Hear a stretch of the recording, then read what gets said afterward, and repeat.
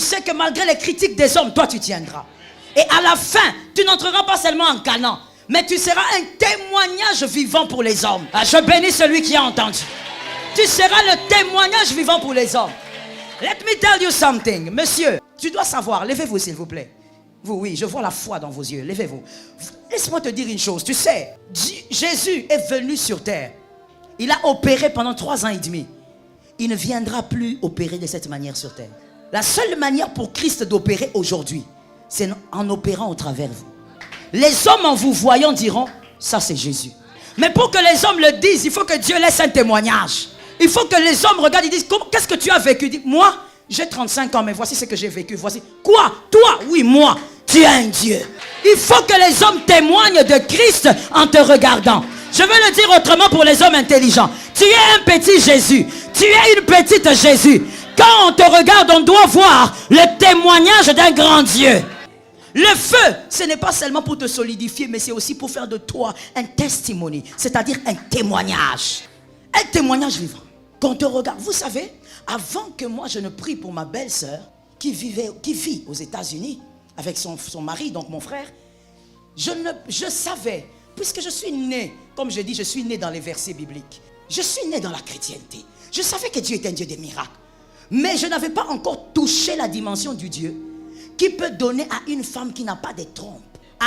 On a arraché ça pendant l'adolescence. Parce qu'elle était blessée. Elle avait été engrossée par un homme, sa famille était blessée. On l'a arraché ça. On l'a arraché les trompes à 18, 19 ans. Mais je ne savais pas. Je n'avais pas palpé le fait que Dieu était capable de donner à une femme qui n'a pas de trompe. Je suis en train d'aller. Pas que les trompes se sont abîmées. Non, non, non. On a enlevé. On dit, elle a dit enlevez ça.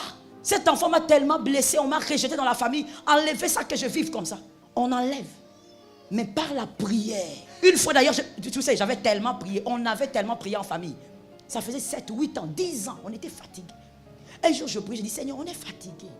Mais aie pitié de nous parce que c'est l'aîné. Nous enfantons. Lui aussi doit avoir des enfants. J'ai dit au Seigneur, papa, je ne veux plus prier. Le Seigneur m'a dit, si tu pries pas, c'est toi qui perds. J'ouvre une parenthèse pour dire, arrête avec ces genres de prières-là.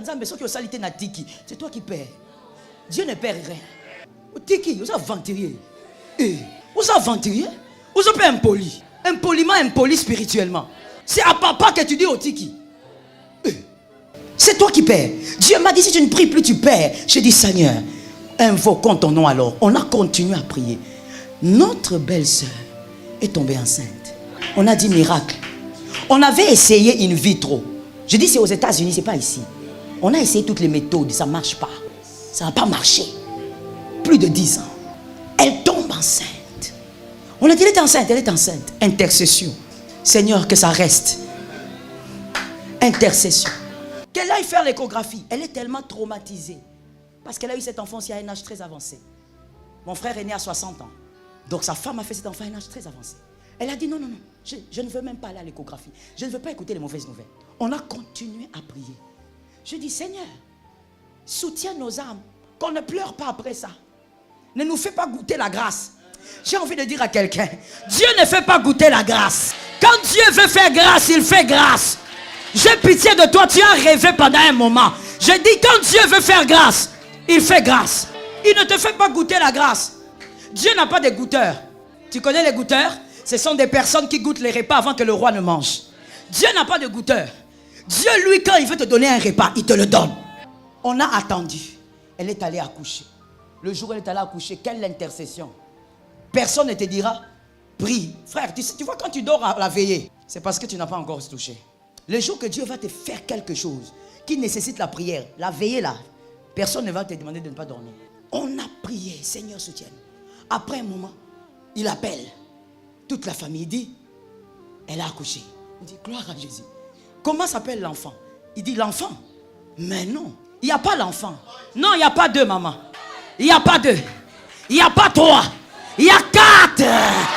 Jésus, le Dieu des miracles, le Dieu qui accomplit des prodiges. Ce Dieu ne fait pas goûter la grâce. Il donne la grâce aux gens qui, évidemment, qui ne méritent rien. Ce jour-là, j'ai su que Dieu fait toucher aux hommes le miracle. Si quelqu'un comprend. Frère, ces jours-là, j'ai appris. Je vais te donner une phrase bizarre. J'ai appris à aimer les épreuves. Parce que j'ai compris qu'à chaque fois que Dieu m'éprouve, il me donne une couronne à la fin. Il me donne une couronne qui va faire acclamer les hommes. Mon frère, cette histoire a été écrite même dans les journaux. Si tu vas sur internet, si tu tapes, peut-être même que tu vas trouver ça. Ça a été écrit dans les journaux. Il y a des hommes qui sont venus de toute race, qui ont dit, nous prenons en charge les études de ces enfants jusqu'à l'université. Les vêtements de ces enfants ne sont pas achetés par les parents. Il y a des gens qui le font. 3 garçons et une fille. Lorsque Dieu te fait traverser l'épreuve, il t'amène en Canaan et personne ne peut interpréter ton Canaan. Laisse-moi dire à quelqu'un ceci. C'est que le prophète t'a révélé, c'est petit. Tout ce qu'un prophète t'a révélé par rapport à ta vie, c'est petit. Aucun prophète ne peut interpréter ton Canaan. Ton Canaan est glorieux. Ton Canaan est puissant. Ton Canaan est redoutable. Les hommes, oh God, I'm talking to somebody. Ton Canaan est redoutable. Ton Canaan va faire acclamer les hommes. Ton Canaan va faire célébrer les hommes. Ils diront le Dieu de cet homme, le Dieu de cette femme. Malgré le feu, tiens bon. Ne laisse personne te décourager. Attention avec ces gens-là qui viennent vous dire, comment depuis tout ce temps tu es toujours comme ça? Je suis comment? Comment depuis que tu pries chez le prophète, tu es toujours comme ça? Je suis comment? Je suis en train de traverser mon feu. Et après mon feu, je vais posséder mon Canaan. Je peux parler? Papa, donnez-moi une chaise. Je vais te dire une chose. Dans l'épreuve, ça aussi je l'ai appris dans le parcours. Dans l'épreuve, lorsque ton Canaan t'attend, ça c'est Canaan. Dieu va permettre, gravement d'ailleurs, que certains hommes, comme je t'ai dit, les hommes en qui tu avais cru, te lâchent. Parce qu'il y a des hommes qui t'aiment aujourd'hui, mais s'ils arrivent avec toi en Canaan, ils vont se battre pour la même chaise que Dieu te donne. Je le dis autrement pour les hommes intelligents. Il y a certaines amitiés qui sont aujourd'hui, ce sont des amitiés de pauvreté. Permettez les termes. Ce sont des amitiés parce que tu n'as pas encore eu ce que Dieu t'a promis. Le jour où tu deviens l'homme que Dieu t'a promis, le même ami là ne va plus te supporter. Alors avant que ça n'arrive, Dieu l'éloigne déjà. Et toi, si tu n'es pas révélé, tu vas pleurer. Comment ma copine m'a abandonné? Comment mon ami m'a laissé? Non, Dieu l'a éloigné parce que son cœur ne va pas supporter le Canaan qui t'est réservé. Ah, je prophétise sur toi que l'Éternel t'aide à être solide, que l'Éternel t'aide à comprendre les choses spirituelles. Arrive en Canaan avec les hommes que Dieu va te donner. Toujours dans la même dimension. Tu sais pourquoi David, quand il fouillait Saül, Dieu ne lui a pas donné des hommes forts. David est parti comme ça, fuir comme ça en désordre. Dieu ne lui a pas donné des hommes forts. Parce que si Dieu lui avait donné des hommes forts, ces hommes allaient lui dire, David, ce trône n'est pas pour toi seul. Lorsque tu fouillais Saül, nous on était plus forts que toi. Et on s'est battu avec toi. Donc nous devons aussi partager. Mais voici ce que Dieu fait. Dieu permet que David sorte seul. Et la Bible dit à un moment donné, David a rassemblé autour de lui des hommes de rien. La Bible les appelle même des hommes de rien. C'est-à-dire qu'ils étaient rien, ils n'avaient rien. La Bible décrit en disant qu'ils étaient des hommes endettés. Ils ont fui même leur village ou pays à cause des dettes. Des hommes de rien dans la société. David les a récupérés. David a dit, ces hommes de rien, qu'ils restent avec moi. Mais après quelques années, les mêmes hommes ont été appelés les vaillants de David. C'est comme ça que jamais ces hommes n'ont envié la gloire de David.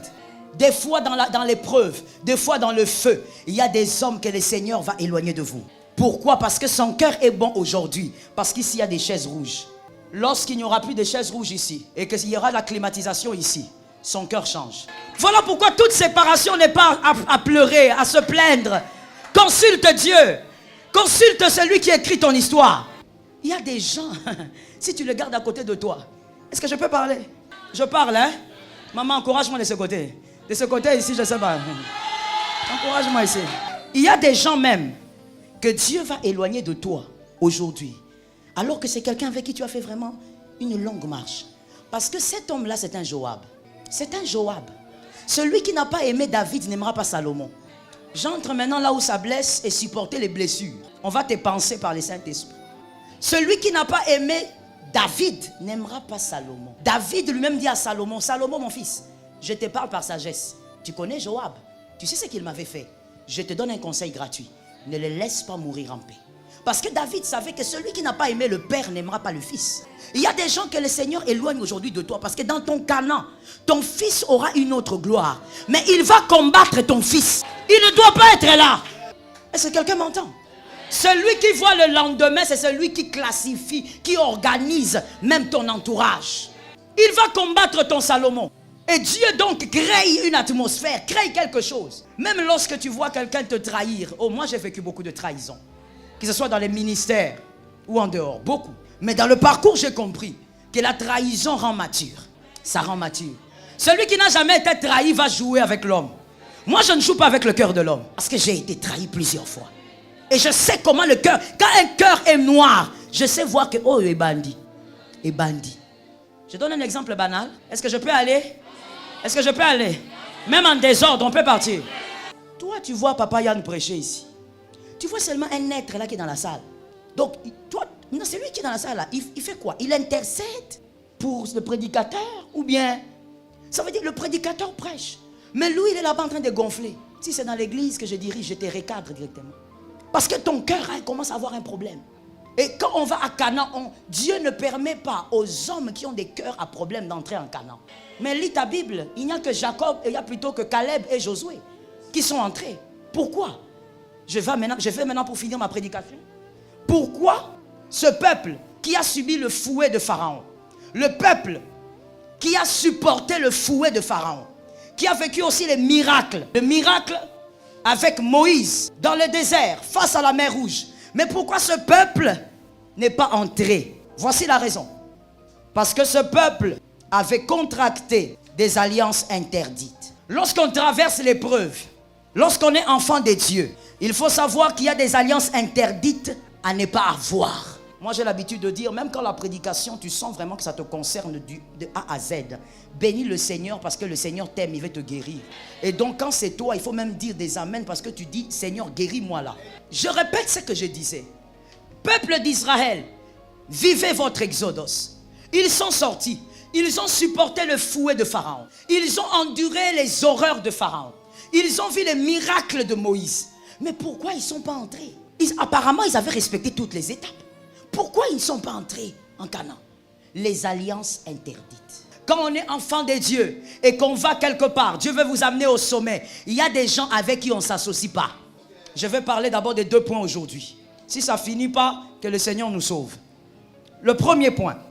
Le peuple d'Israël n'est pas entré parce que ce peuple avait été sorti d'Égypte pour servir Dieu. Mais ce peuple a commencé à murmurer contre Dieu et contre ses œuvres. Ce peuple a commencé à murmurer contre Dieu et contre ses œuvres. Je dis à une âme, écoute-moi pour toi et pour tes fils qui sont nés ou pas nés. Écoute bien. Plusieurs sont prophétisables, mais très peu sont bénissables. Tel que nous sommes là, nous sommes peut-être même tous prophétisables. Mais très peu sont bénissables. Pourquoi? Parce qu'après la prophétie, après ton feu, tu as résisté à ton feu. Mais tu n'as pas une intelligence qui te permet de comprendre que le monde spirituel est tellement mystique qu'il y a des alliances qu'on ne fait pas. Quand tu le fais, tu amputes ta bénédiction. Tu coupes ta bénédiction. On ne s'associe pas à n'importe qui parce qu'on est enfant de Dieu. Je reprends. On ne s'associe pas à n'importe qui parce qu'on est enfant de Dieu. En tant qu'enfant de Dieu, on a l'obligation de faire 2 choses. Premièrement, d'aimer tout le monde. Que quelqu'un me dise amen. Deuxièmement, d'intercéder pour tout le monde. Oui, aime tout le monde. Intercède pour tout le monde. Car toute âme est précieuse. Mais tu n'es pas obligé d'être en alliance avec tout le monde. Il y a des alliances interdites qu'il faut refuser. Que le Seigneur nous aide à comprendre. Écoute mon frère. Dieu n'est pas démocrate. Dieu n'est pas démocrate. La première personne et la seule qui avait osé dire Ngana lola na osala ki fayulu to ki FCC. Opposition. Comment ba opposante? Comment ba opposant? FCC. Ceux qui ont un problème, ceux qui ont un parti, on a un problème. Je ne suis pas contre. On a un opposant. Ça veut dire la seule personne qui avait osé faire ça au ciel. Merci maman. Répète ça pour que tes frères entendent. Le seul qui s'est levé au ciel pour dire non, écoutez, pourquoi seulement Dieu qui doit parler? Nous aussi, on a des choses à dire. Nous aussi, l'opposition céleste. Opposition quoi? Dieu l'a pris, l'a jeté. Il n'y a pas d'opposition là-bas. Dieu n'est pas démocrate. Il te donne le libre arbitre. Tu es libre de choisir et de faire ce que tu veux. Mais dès que tu adhères au royaume de Dieu, tu n'as pas le droit de murmurer contre Dieu et contre les œuvres de Dieu. Tu murmures dessus en tant qu'enfant. Voilà pourquoi moi j'ai l'habitude de dire, nous Congolais, on aime prier. On a des églises partout. C'est bien. Mais pourquoi nous chrétiens, nous sommes ce que nous sommes? Parce que nous prions, mais nous ne touchons pas bien les choses. Tu pries, tu prophétises, tu évangélises, mais tu n'as pas encore su jusqu'à aujourd'hui qu'il y a des alliances qu'on ne contracte pas. Il y a des choses qu'on ne fait pas. Quand tu es enfant de Dieu, tu ne peux pas murmurer contre Dieu et contre ses œuvres. Les œuvres de Dieu, il y a l'église locale, mais il y a aussi ses serviteurs. On ne murmure pas contre celui qui a été envoyé. Myriam a murmuré contre Moïse, elle a eu la lèpre. Alors que c'était son petit frère. Je reprends. Alors que c'était son petit frère. Moïse était le petit frère de Myriam. Mais quand elle a murmuré, Dieu l'a frappé. Parce que quand tu murmures même contre l'envoyé de Dieu, tu es en train de dire à Dieu, Seigneur, tu n'as pas bien réfléchi. Cette personne ici n'est pas digne. Donc en réalité, entre lui et toi qui n'est pas intelligent, j'explique ça simplement et humainement parlant. Parce que la Bible dit, même la nature nous enseigne. Si moi j'envoie mon frère, j'ai dit mon frère, allez chez telle maman, demandez-lui de vous donner son téléphone. Monsieur arrive là-bas, et puis la maman dit, je ne donne pas. En réalité, l'autorité de qui a été zappée? De qui? De mon autorité. Ce n'est pas son autorité. Lui, il n'est qu'un envoyé. Les hommes de Dieu que tu vois ici ne sont que des envoyés. Moi, je les appelle autrement. Ce sont les esclaves de Jésus. Donc quand tu murmures contre eux, tu n'as pas murmuré contre l'homme. Tu as dit à celui qui l'a envoyé. Comment tu réfléchis pour envoyer quelqu'un comme ça? Regarde maintenant là où la malédiction arrive. Là où nous sommes prophétisables mais pas bénissables. On a prophétisé, mais nous faisons des choses dans l'immaturité. Frère, la vie chrétienne demande la maturité, la sagesse et l'onction. Dans l'immaturité, tu vas murmurer des choses que tu ne maîtrises pas. J'ai l'habitude de dire, ce que tu n'as pas compris, tu le comprendras demain. Nul besoin de murmurer aujourd'hui. Est-ce que quelqu'un m'entend? Le peuple d'Israël n'est pas entré, ils ont commencé à murmurer contre Dieu. Ils ont oublié le Dieu des prodiges. Ils ont commencé à murmurer même pour le manger. Je vais ouvrir une parenthèse en disant ceci. En parlant de l'envoyé, du ministre de Dieu. Un ministre de Dieu que Dieu vous donne. Parce que comprenez que vous n'avez pas un pasteur par votre volonté. Le pasteur est donné par Dieu. Dieu vous positionne par rapport à cet homme-là. On ne choisit pas un père biologique. Et on ne choisit pas aussi un père spirituel. C'est Dieu qui canalise les choses et qui vous envoie là-bas. En réalité, vous avez été greffé avant même la fondation du monde. Les amens m'inquiètent. Tu es visiteur ou tu es fidèle d'ici? Je vais un peu comprendre parce que là, je suis un peu dans l'insécurité. C'est Dieu qui établit, mais c'est Dieu aussi qui te greffe à un homme de Dieu. Selon ta destinée. Est-ce que quelqu'un m'entend bien? Selon ta... Joab était avec David parce que David était un guerrier. Et Joab était un très grand guerrier. Joab ne devait pas être avec Salomon. Lui était un homme de guerre. Son leader devait donc être aussi un homme de guerre. Dieu te greffe à un homme de Dieu selon ta destinée. Voilà pourquoi tu n'es pas à l'œil de Jésus, tu es ici. Si tu vas à l'œil de Jésus, même s'il y a le confort, même s'il y a la clim, tu ne vas jamais t'épanouir parce que ta destinée n'est pas connectée à cet homme-là. Voilà pourquoi les hommes, les personnes, les poissons, comment je vais les appeler? Supportez ça, hein? Les poissons aquarium. Ils sont dans l'aquarium aujourd'hui, après on les change d'aquarium, ils changent. C'est-à-dire les gens qui changent d'église tout le temps. Le matin, tu es dans l'œil de Jésus. Tu vois, ce matin, tu es ici. Le soir, même comme tu es assis là, tu as déjà un plan. Le soir, tu seras à la queue de Jésus. Tu as déjà calculé.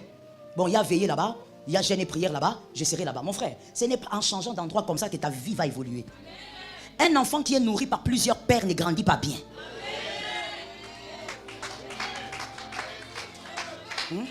Même une mère intelligente, je parle maintenant d'une mère qui est dans une maison. Une mère intelligente ne peut pas accepter que ses enfants soient nourris par plusieurs mains.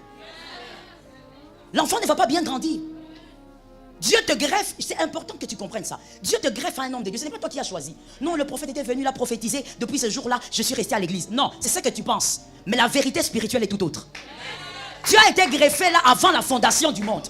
Et ta destinée est attachée à ces lieux. Ta bénédiction, ton épanouissement dépend de ce lieu. Esther n'est rien sans Mardoché. Alors, j'entends l'ange me dire quelque chose. Laisse-moi te dire ça. Écoute, Mardoché n'est qu'un portier. Mardoché, ce n'est pas un ministre. Mardoché, ce n'est pas le conseiller du roi. La Bible dit qu'il était un portier. Il ouvrait la porte et il fermait. Portier. Mais Esther ne sera jamais reine sans ce portier. Il y a des gens ici. Vous êtes millionnaires. Hein? Vous... peu de foi, homme de peu de foi. Vous êtes millionnaire. Peut-être que lui ne sera jamais millionnaire. Mais même là, il reste le père parce que c'est par son onction que la destinée s'épanouit. Moi, j'ai ma seconde fille. Ma seconde fille, elle a à peine 12 ans. Elle est plus grande que moi, de taille. Donc, quand elle vient là pour me parler, elle me regarde comme ça. Et je lui dis, il ne faut pas me regarder quand tu me parles. Parce qu'elle me regarde comme ça, maman. Je dis, tourne ta tête là-bas. Mais elle n'a que 12 ans. Mais même si elle est plus grande, c'est maman. Même si Dieu fait de toi, je ne sais pas, le président de cette nation, le père spirituel, c'est le père. C'est par lui que tu arrives à cet endroit-là. Pourquoi au Congo on a des églises bondées, mais très peu de gens sont épanouis? Tu vas demander 100 $ comme ça, tu as du mal pour que 2 personnes sortent. Tu n'arrives pas, frère, est-ce qu'on peut parler? Toi et moi, est-ce qu'on peut parler? Non, je vais d'abord parler au frère, maman. Malek ici. Toi et moi, frère, on peut parler. Regarde l'âge que tu as. L'âge que tu as dans d'autres pays, tu as une maison, tu as des enfants, tu as même des entreprises. Mais toi, tu as du mal à me donner même 5 $, mon frère. Mais tu es à l'église tous les jours, tu montes à la montagne tous les jours. La montagne là a déjà pris ta photo de toi. La montagne te connaît tellement. S'il y avait des caméras, la montagne allait sortir des caméras. Mais regarde, tu manques même 5 $ à donner à l'église. Le problème c'est quoi? On est dans les prières, on est dans les retraites, mais on ignore la sagesse divine. Tu ne peux pas évoluer avec des mauvaises alliances. Tu ne peux pas évoluer en murmurant l'œuvre et en murmurant sur Dieu. Tu ne pourras pas évoluer. Tu seras toujours là à l'église, manquant 5 $. C'est pourquoi moi j'ai l'habitude de dire, ne viens pas me donner ta tête tout le temps ici. Avant de me donner ta tête, commence d'abord à donner ton cœur à Dieu pour que tu comprennes les choses divines. Tu murmures contre celui que Dieu t'a donné pour l'épanouissement. Comment tu vas évoluer? Ce peuple est mort dans le désert à cause des murmures. Ça, c'est la première chose.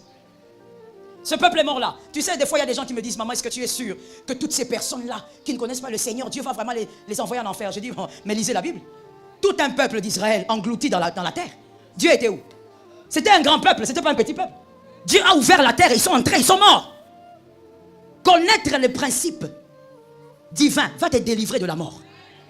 Est-ce que quelqu'un m'entend? Je vais dire une chose encore. Sur toi qui as un père spirituel ou un pasteur. Un homme de Dieu que tu comprends n'est pas le tien, il faut changer d'église.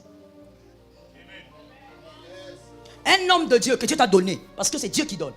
Même si tu crois que tu l'as choisi, tu ne l'as jamais choisi.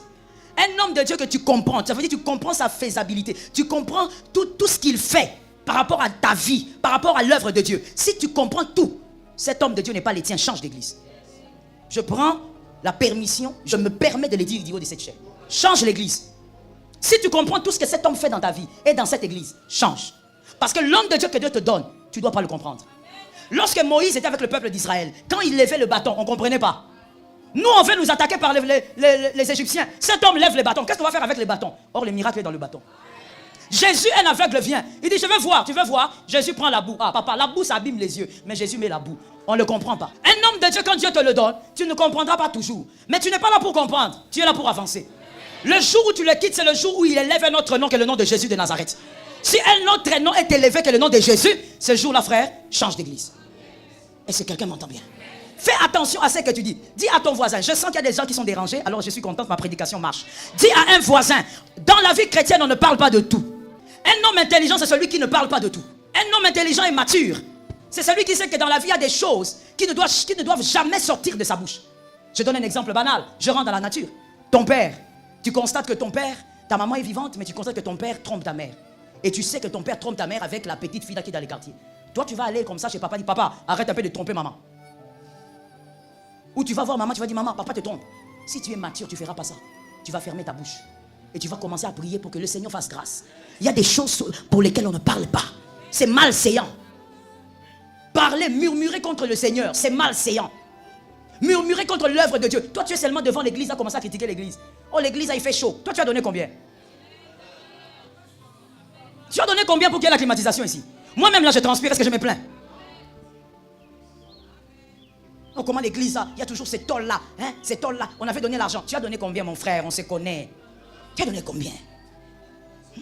Surtout cette affaire d'enveloppe-là, comme ça trompe. Tu vas voir quelqu'un passer, prendre l'enveloppe. Ouvrez dedans. 200 francs. C'est comme le secret des gros cadeaux dans le mariage. Les gens qui ont la stratégie bizarre d'amener des gros cadeaux, bien emballés, mais dedans, stylo. Mais tu es là devant l'église en train de critiquer. Mais moi je ne comprends pas, depuis qu'on fait ceci, je ne vois pas clair. Mon frère, arrête de murmurer sur des choses qui peuvent amputer ta bénédiction. Sois prophétisable et sois bénissable. Je finis avec le deuxième point. La deuxième raison pour laquelle ils ne sont pas entrés, c'est que le Seigneur avait dit sortez pour m'adorer et eux ils ont adoré un veau d'or. Ils ont adoré un veau d'or. C'est-à-dire qu'ils ont été déloyaux envers Dieu. Ils ont choisi la déloyauté. Ils ont décidé d'abandonner le Dieu qui les avait délivrés. Au nom de Jésus, que ça ne t'arrive pas. Je suis d'accord. N'abandonne jamais les dieux de ta jeunesse. N'abandonne pas les dieux qui t'a soutenu dans la chaleur. N'abandonne pas les dieux qui t'a nourri alors qu'il n'y avait rien. Je parle à quelqu'un. N'abandonne pas les dieux qui t'a vêti. N'abandonne pas les dieux qui t'a donné ce travail. N'abandonne pas les dieux qui s'est occupé de tes enfants. Les dieux qui t'a guéri des maladies incurables. N'abandonne pas Jésus. Ils ont adoré le veau d'or. Ils ont abandonné celui qui était avec eux. Ils ont oublié que celui-là était avec eux. Ils ont été infidèles vers celui qui a été fidèle. Mon frère, voici une deuxième grande malédiction sur la terre des hommes, sous le soleil. C'est d'être infidèle envers un homme qui a toujours été fidèle avec vous. C'est une très grande malédiction. Tu n'as même pas besoin qu'on te le dise. C'est une malédiction. Ça ampute ta bénédiction. Dieu a toujours été fidèle avec toi, reste fidèle. Quoi qu'il arrive, attache-toi à Dieu. Je descends maintenant vers les hommes. Moïse a été vrai avec le peuple. Moïse a toujours été là pour eux. Moïse a même intercédé quand Dieu voulait les détruire. Mais le peuple a été infidèle même envers Moïse, en adorant ce veau d'or. Je finis en ces lieux en disant ceci. Frère, la déloyauté, comme je l'ai dit vendredi, ampute la bénédiction. Il n'est pas normal que toi tu sois accroché à un homme qui a trahi ton père. Ça, je le remarque beaucoup chez les Congolais. Je ne sais pas pourquoi. Vraiment, si j'avais le temps, j'allais te donner le micro, tu viens m'expliquer, moi je m'assieds un peu. Cette partie-là, je ne comprends pas. Et c'est propre aux Congolais. Oui, je sais ce que j'ai dit, mon frère. J'ai côtoyé, j'ai vécu avec d'autres peuples. C'est propre aux Congolais. Ça veut dire que toi, tu es avec quelqu'un. Tu es loyal avec. Tu aimes la personne, tu aides la personne. Mais la personne qui t'a trahi, celui que toi tu aides va s'accrocher à la personne qui t'a trahi. Regardez d'autres phrases d'ignorance. Moi, je considère que c'est l'immaturité. Et c'est l'ignorance de sa propre vie. Si tu connaissais ta vie, tu connaissais le sens de ta vie, tu allais respecter ta vie et t'éloigner de ces genres d'alliances. Celui qui ne respecte pas l'onction de ton père ne peut pas te respecter. Il y a maintenant des gens qui disent, oh maman, nous on s'est connus avant de venir à l'église, on était amis depuis longtemps. Frère, comme je viens de te le dire, tu peux être frère du monde entier, mais tu ne peux pas être ami de quelqu'un qui n'honore pas l'onction de ton père. Je répète cette phrase-là parce qu'on n'a pas dit amen. Tu peux être frère, d'ailleurs tu dois être frère de tous les chrétiens du monde, mais tu ne peux pas être ami de quelqu'un qui déshonore l'onction qui te bénit.